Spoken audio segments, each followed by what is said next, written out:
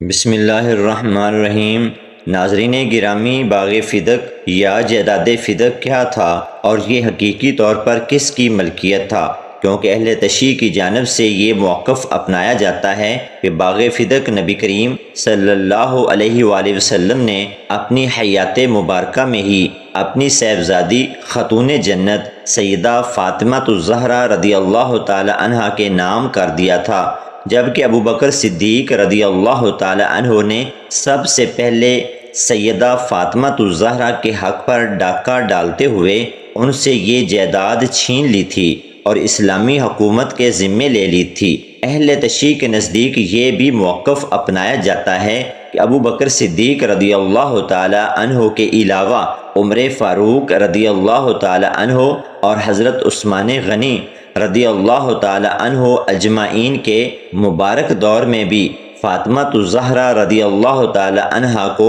یہ جائیداد واپس نہ کی گئی اور اس پر تسلط قائم رہا۔ اسی ضمن میں حقائق کیا ہیں اور حقیقی طور پر باغ فدق کی حقیقت کیا ہے اور یہ صحیح معنوں میں کس کی ملکیت تھا، اور آخر کیا وجوہات اور عوامل کار فرما تھے کہ اہل تشیع اتنے سنگین الزامات اتنے مقدس ہستیوں پر لگاتے ہوئے پائے جاتے ہیں، جبکہ اس کے مقابلے میں اہل سنت و جماعت کا موقف کیا ہے؟ محترم ساتھیو، نبی کریم صلی اللہ علیہ وآلہ وسلم نے یہودیوں کی ایک بستی پر حملہ کرنے کا اعلان کیا، جبکہ یہودیوں نے نبی کریم صلی اللہ علیہ وآلہ وسلم سے صلح کر لی اور یوں مسلمانوں کو حملہ کیے بغیر اور جنگ و جدل کیے بغیر ہی فدق کی جائیداد ہاتھ لگ گئی۔ نبی کریم صلی اللہ علیہ وآلہ وسلم نے اس جائیداد کو مال فے قرار دیا۔ محترم ساتھیو، مال فے ایک ایسا مال یا جائیداد ہوتی ہے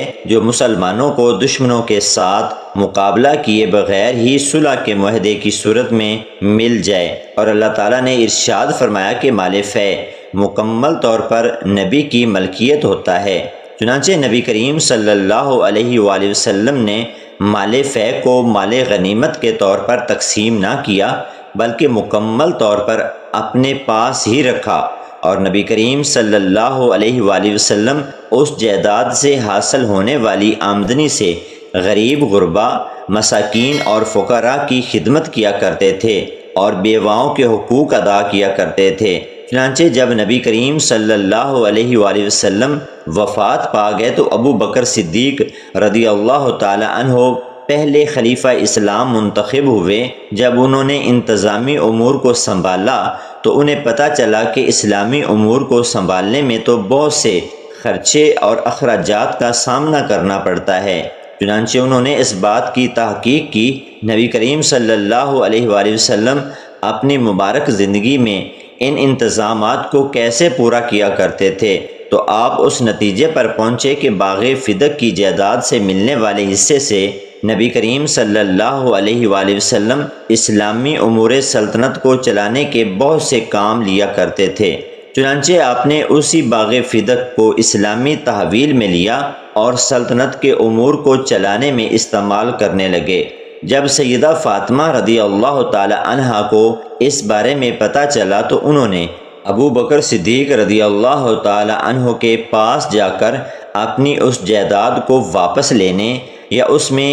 اپنا حصہ لینے کی بابت دریافت کیا، تو ابو بکر صدیق رضی اللہ تعالی عنہ نے جواب دیا کہ نبی کریم صلی اللہ علیہ وآلہ وسلم نے ارشاد فرمایا تھا کہ نبیوں کی کوئی میراث نہیں ہوتی، نبیوں کے پاس جو بھی مال ہوتا ہے وہ امت کا مال ہوتا ہے۔ چنانچہ نبی کریم صلی اللہ علیہ وآلہ وسلم کے اس فرمان کی روشنی میں باغ فدق پر کسی ایک فرد واحد کا حق نہیں بلکہ پوری اسلامی سلطنت کا حق ہے، اور نبی کریم صلی اللہ علیہ وآلہ وسلم بھی اپنی مبارک زندگی میں باغ فدق سے ملنے والے حصے سے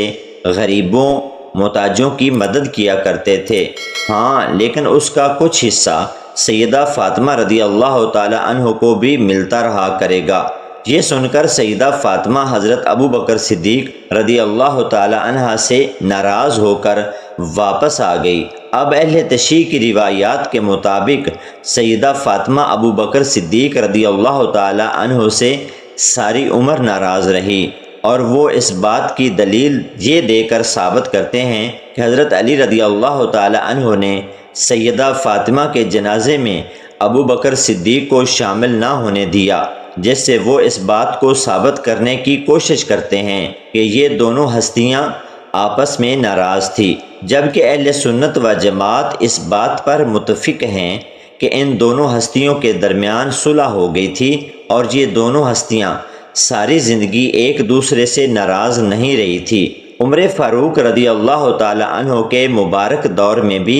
باغ فدق کی جائیداد سیدہ فاطمہ سلام اللہ علیہا کی اولاد کو نہ ملی، جبکہ اس وقت حضرت علی رضی اللہ تعالی عنہ قاضی وقت کے عہدے پر فائز تھے۔ چنانچہ اگر آپ چاہتے اور آپ کو اس بات کا ادراک ہوتا اور واقعی اگر سیدہ فاطمہ کی اولاد کا حق غصب کیا گیا ہوتا تو حضرت علی رضی اللہ تعالی عنہ کی بھی وہ اولاد تھی۔ چنانچہ حضرت علی رضی اللہ تعالی عنہ